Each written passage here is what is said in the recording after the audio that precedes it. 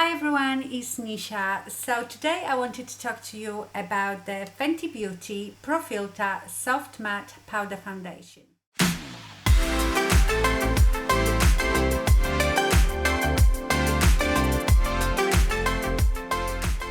This is not that new. It's come out, I think, just the end of last year. And I never even looked at it. I have reviewed few powder foundations and I will leave the list here, playlist. I like a lot of them, but I always feel that powder foundation is a bit more tricky to apply and it takes much longer to apply. But if it's a good one, it's worth it. So let me tell you what they say about this foundation. It is longwear foundation, light as air, with no flashback. Blur filter complex to deliver the ultimate blurred finish, sweat proof, humidity proof and crease resistant. Buildable, light to full coverage. That's the good thing, you can really control the coverage. It's a formula that loves to be layered. It won't settle into fine lines or clog the pores or cake up. It will reduce the appearance of shine. So this foundation comes in 50 shades, which is amazing. Of course, I had to choose it online. It was a nightmare. I'm quite good at choosing my foundations online, especially if they have description of the tone, undertone. So the best place to go and see the description of the colors is probably Fenty Beauty website. Maybe Sephora does it as well, I don't know, but we've got only a couple of places here in UK that sells Fenty and they don't give you a description of anything. So mine is in 290 and this one is described as medium with warm olive undertones, and I thought that is perfect. I use usually medium, I might use light medium when I don't have fake tan, but I usually use medium. And my undertones will always be warm yellow or olive. Olive I love, and this is warm olive, so I thought it will be perfect. But when I looked at the picture of the color, it looked a bit dark. I thought, well, I try it. And it's very odd. I've seen people trying different colors, and 290 might be lighter than 190. I mean, I'm not saying that that's the case, but with some colors, and I think that comes down to the undertones. But if you are light medium or medium, and then more undertone you are, it should be quite easy to choose. And also, if you already have Fenty Beauty foundation, the colors correspond. So if you have the liquid foundation of hers, you can buy the same color in that one. Then when I received it, I looked at it and I thought, oh, that looks light, but it's not, it's perfect. I'm obviously wearing it now. So this is the compact, white, plastic, the usual Rihanna shape. It has a mirror, and then you open this and you get the application sponge. I don't ever use these. They are very flimsy, but they are great for on-the-go touch-ups. What I use with my powder foundation is this. MAC used to sell them, but I don't think they do. I got mine, of all places, in Primark. They were 3 for £1 or something like that, but I have seen them somewhere online, so I will try to find them and link it down below. It's a flat sponge. This side is usually white, but obviously I've been using it for this foundation.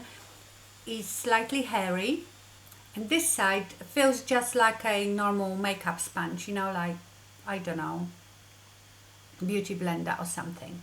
You use it dry, obviously, or you can apply it with a foundation brush.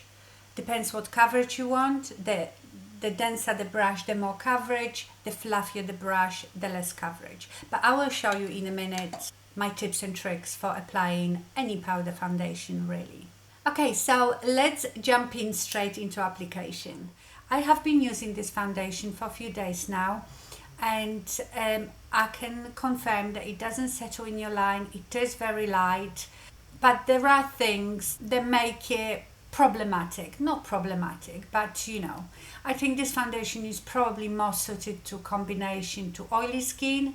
I have normal skin with some dry patches, but I also have oily zones like my forehead and my chin. So let me show you how I apply this foundation, because it can be tricky to apply powder foundation. So I've already put my skincare on, and it is very important that you wait for a while till all that sink in, otherwise the powder will stick to the damp patches of your skincare. With liquid foundation, I hardly wait at all before my skincare sinks in, because they are both cream formulations. But with powder you need to wait. And of course you will have to do your concealer first, because you can't really put cream product on top of powder. So I am going to apply concealer first. I'm using the Chanel Le Corrector.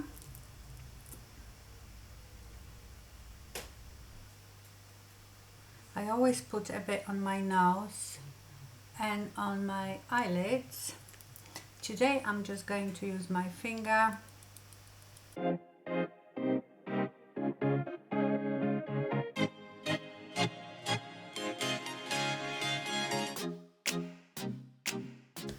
I am going to set that concealer with the Jeffree Star powder in beige, because obviously I don't want the foundation under my eyes.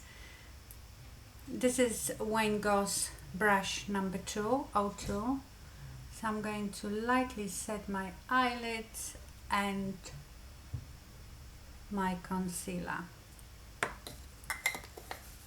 Now what I do to make sure that my powder doesn't stick too much in one place, I first take a brush.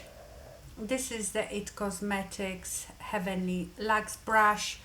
You can take any powder brush really, and I will first lightly apply it almost as a base for the rest of the powder, because with your brush you get light application, so if you have anywhere damp patch, it shouldn't stick so badly to it. And you can keep building it up with the brush, but I don't feel you get the same coverage. So this is almost like a light base for it. As you can see, that gave me a bit of coverage, and to some people that might be plenty. That's what they mean, that it's light to full coverage. So I usually take the fairy side and I swish in here. I start near my ears and I start applying it downwards. So I hope you can see how I'm getting the coverage. I think the color I chose is perfect.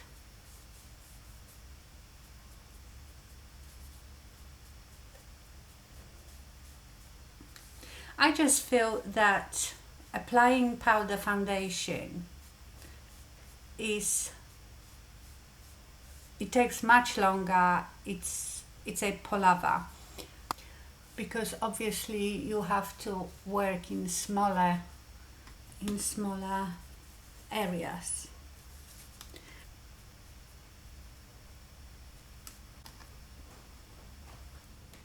You also have to look quite closely if you know it's even everywhere, and you can build it up as much as you like. Because even though I'm building it up, it doesn't seem to be getting more powdery or more cakey. Okay, I think that's enough, so let me zoom you in.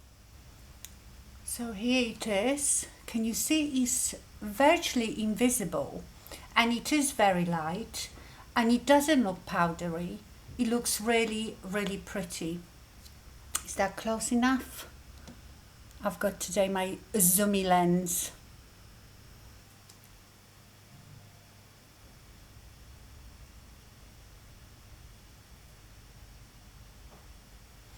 Now, you know, I've got these wrinkles, which are the deepest, but look, it hasn't settled in those wrinkles. So the finish of it is beautiful. But like I said, it takes much longer than just applying liquid foundation. Now, because my skin is not oily, I don't feel like I have anything on, but you know, you'll get this dry feeling a bit. So what I do is I just spray it with markII setting spray, and that helps to melt it a bit, almost making it into liquid foundation. Also, I do this before I apply bronzer and blush, because what I've noticed, when you try now to apply bronzer on top of so much powder, the bronzer hardly shows. It needs something to stick to, and the same with blush. So let me spray that.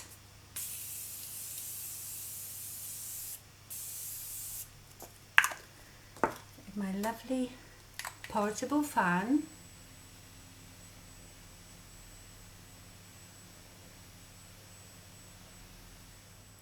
And now I would apply bronzer. I am using Charlotte Tilbury's Flawless Finish Bronzer in 02 Medium, and the brush is Rephr 05. And the bronzer definitely goes on better once I've sprayed my face. Otherwise, you know, even though the foundation doesn't show so much, it is a lot of powder on the top of powder. Maybe if you have very, very dark pigmented bronzer, it will work, but with this particular one, it doesn't work. Now I'm going to apply Natasha Denona Bloom Highlighting Blush, and I'm using Impora. I don't know what that brush is. That could be some old eBay brush or Amazon. And that's the foundation finished. It looks really, really, really nice, and it does stay on all day. Now, what I have noticed is that obviously throughout the day you will start producing your own oils here and there, or your skincare really has sunk in and your dry patches will be showing up a bit. So what it can happen, like it happens to me here, around here, later on in the day, I feel like the foundation gets a bit patchy. Not terribly, but when I really look up close, it gets a bit patchy here. And I don't know if this is because I'm probably quite dry here, so that's the worst place, but the rest looks really nice. And honestly, this foundation is, you wouldn't know it's a powder foundation. Some liquid foundations look more cakey than this. So let me zoom you in again.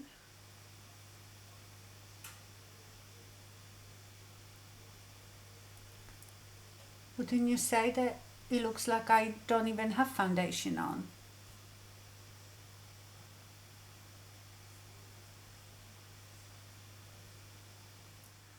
So I am very happy with this foundation. The color is perfect. Okay, my lovelies, I hope this was helpful to you. Thank you so much for watching, and stay fabulous. Bye.